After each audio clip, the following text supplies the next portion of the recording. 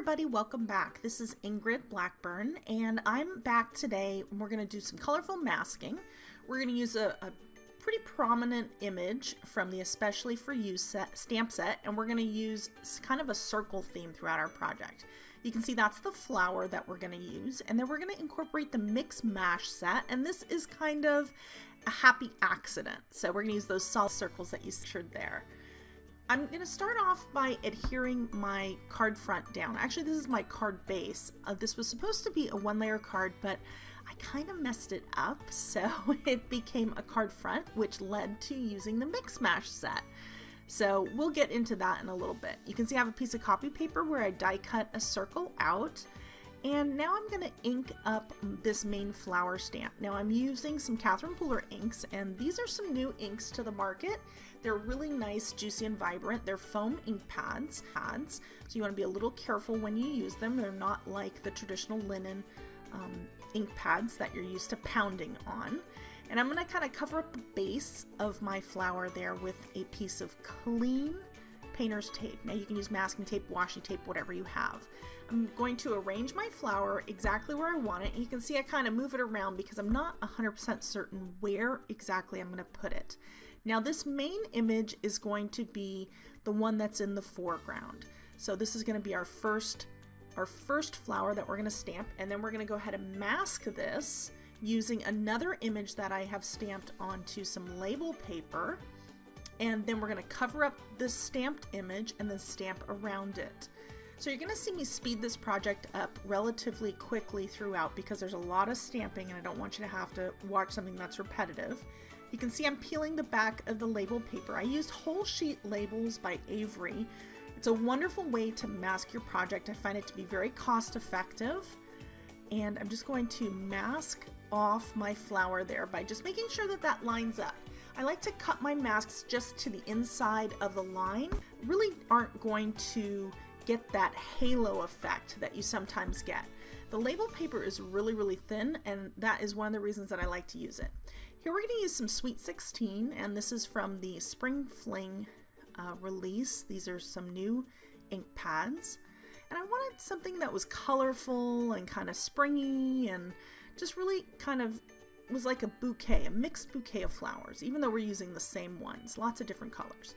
You can see I have a second mask here. I used a total of 3. I do want to note that it is important that you clean your stamps in between because you don't want to, transfer any of that ink in between your pads. And this is Aquatini. I love this color. It's kind of a little more on the blue side, but it's kind of a bluish green hue to it, but it's a beautiful color. And then our last color that we're going to use is actually Tiara. But first I'm going to stamp that Aquatini over onto the right side too. You can see that I'm kind of making the most of these masks rather than having to stamp, cover, stamp, cover, stamp, cover. If you're kind of going off to the left and right, you want to be aware though of where you're stamping and just making sure that you're masking off everything that you need to. That was the Tiara, and that's real pale yellow. I love that shade. So we're going to really speed this up, and you can kind of see how this scene is very quickly building. And you want to kind of move your colors around. I think there was only one spot where I had color on color next to each other, and that was the tiaras. This one and another image later on. I kind of forgot that I had stamped it there. But that happens. For the most part, I did a relatively good job of mixing up the colors and making sure that, I kind of had them spread around. They weren't really heavy into one side. And part of the reason that I'm inking up just my flower and not the stem is because as I go higher, as you see within the circle, I'm not inking up the stem because I don't want that to hit any flowers that aren't unmasked. So I really didn't want to cut out 10 masks. So you can see the scene is really kind of coming into shape, and it's going to all be contained in that circle. So we're masking and masking, which is kind of cool. But the end result is really neat. I think you'll really enjoy it. So here is our last one. I kind of brought this down to real time now. And we're going to stamp this. I'm just going to be aware because I don't have anything masked there at the bottom. And you can see at the very top of my project too, I have part of that card front there. I probably should have run something over that. I do end up doing it at some point when we go to create our frame, only because I didn't want to mess up the front of the card. I'm famous for doing little things like that. So now that we have everything all stamped, we're going to remove our masks, and this is the fun part, the big reveal. I love this part. It's kind of like magic, you know, and here's everything underneath. And it still kind of looks like a hot mess right here because you kind of have that, you know, mask, the circle mask, and it's kind of hiding everything. And you can see these were well used, but you can use those again. So I tucked them into my actual stamped set to use in the future. And look at that. Isn't that cool? I love it. It's a real colorful bouquet kind of in that circle. It's all kind of trapped. So now we want to highlight that a little bit more. You could leave it that way, but I like to kind of make a frame. So I'm going to take some black soot, and this is Distress ink. I'm just kind of popping off most of the color off to the side there, and really, really lightly going to go around. You can see I'm just barely coming over that edge there. I just want to have a really, really light frame, and it's actually going to be somewhat of a dark gray frame. And I'm going to super speed this up because you don't need to watch me do this, but you just want to kind of just be careful as you're doing this. You just don't want to have a heavy hand. Keep it really light. It's a lot easier to build up. Once you go too dark, you can't take away. And then here we're going to pull that up as well. Doesn't look like much there, but once you lift it, I guarantee you can see there's where I covered it.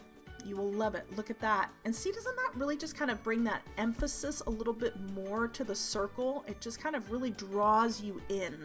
Now you can see I kind of ripped my paper there at the bottom when I removed one of my pieces of painter's tape. And that's where we ended up cutting the project down. So we're going to first add, before we go ahead and cut this down, we're going to add a greeting. And this is from the same stamp set. This is just a happy birthday. It's got some really nice greetings and sentiments in this stamp set.